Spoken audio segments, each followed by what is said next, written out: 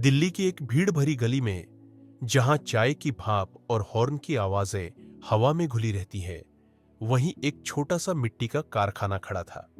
यह कारखाना रमेश कुमार का था। साधारण सा इंसान जो मिट्टी से घड़े, दिए और बर्तन बनाकर अपने परिवार का पेट पालता था। उसके बेटे आदित्य की उम्र अब 29 साल हो चुकी थी। आदित्य की आंखों में हमेशा कुछ बड़ा करने का सपना जलता था। वह जानता था कि उसकी जिंदगी केवल मिट्टी के बर्तनों तक सीमित नहीं रहनी चाहिए। आदित्य बचपन से ही पढ़ाई में अच्छा था। मोहल्ले के लोग कहते, ये लड़का अपने बाप का नाम रोशन करेगा। लेकिन हालात हमेशा उसके खिलाफ रहे। पिता की कमाई इतनी न थी कि उसे बड़े कॉलेज में पढ़ा सके। उसने किसी तरह दिल्ली यूनिवर्सिटी से ग्रेजुएशन पूरा किया और फिर एक प्राइवेट कंपनी में नौकरी पकड़ ली। परंतु नौकरी पक्की होते ही पिता की तबीयत बिगड़ गई। घर का खर्च, दवाइयों का बोझ और छोटी बहन की पढ़ाई, सब कुछ उसके कंधों पर आ गया। एक दिन मेट्रो से लौटते हुए आदित्य ने देखा कि उसके ही उम्र का लड़का कैफे में लैपटॉप खोलकर काम कर रहा है और साथ में विदेशी क्लाइंट से वीडियो कॉल पर बात कर रहा है। उसके पास एक अलग आत्मविश्वास था।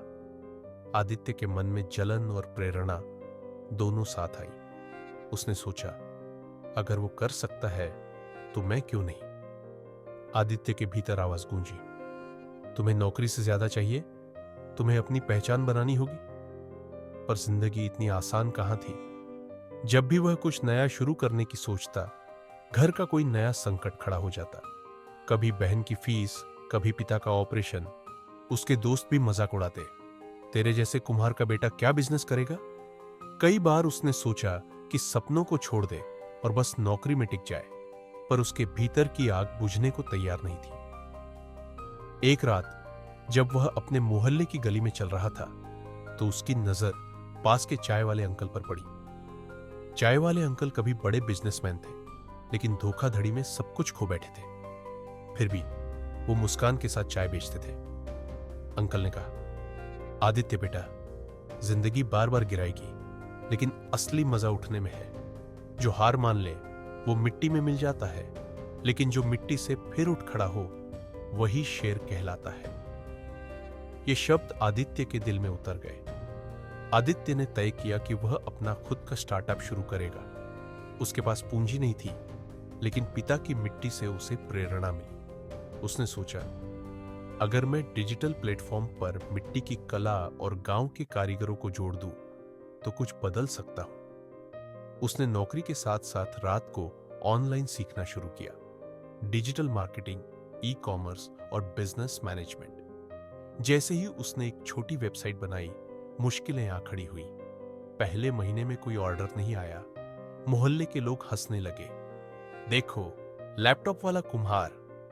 बैंक ने लोन देने से मना कर दिया। कई बार नींद में भी वह खुद से पूछता, क्या मैं सचमुच गलत रास्ते पर जा रहा हूं। लेकिन हर बार उसे अपने पिता की कड़ी मेहनत और मां की आंखों का सपना याद आता, बेटा तू हमसे बेहतर जिंदगी जिए। एक दिन उसे मौका मिला, दिल्ली की हस्तशिल्प प्रदर्शनी, हैंडीक्राफ्ट फेयर में अपने प्रोडक्ट दिखाने का। लेकिन किराया इतना ज्यादा था कि उसकी आधी कमाई खत्म हो जाती। फिर भी उसने रिस्क लिया। 3 दिन तक उसने स्टॉल लगाया। पहले 2 दिन मुश्किल से 2 से 3 प्रोडक्ट बिके। तीसरे दिन एक विदेशी खरीदार आया और बोला, तुम्हारे डिजाइन अनोखे हैं, अगर तुम निर्यात कर सको तो बड़ा व्यापार हो सकता है।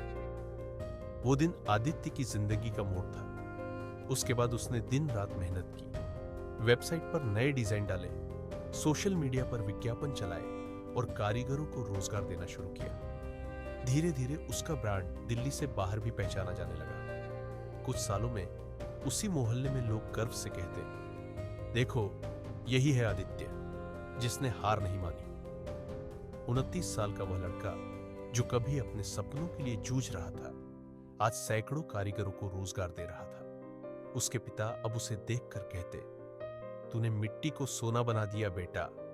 और आदित्य हर मंच पर यही कहता, जिंदगी ने मुझे बार बार तोड़ा, लेकिन मैंने हार नहीं मानी। अगर आप गिरते हो तो उठो, क्योंकि असली जीत उसी की होती है जो आखिरी सांस तक कोशिश करता है।